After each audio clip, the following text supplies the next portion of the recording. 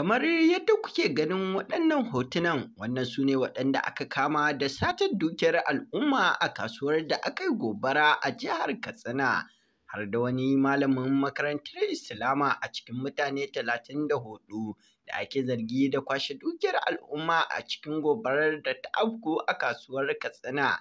'Yan sanda a jihar Katsina sun kama mutane 34 da ake zargi da wawure kayayyakin waɗanda suka yi gobara a babbar kasuwar Katsina.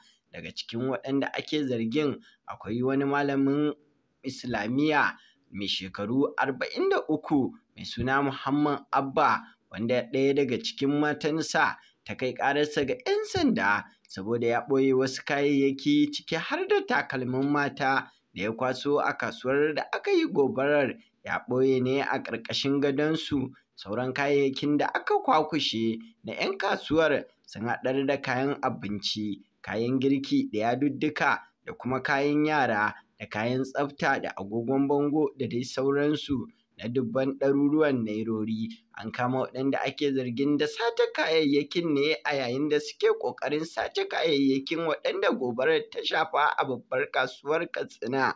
A nan muke addu'ar Ubangiji Allah ya kare, Ubangiji Allah ya sa mu fi ƙarfin zuciyarmu, amin summa amin.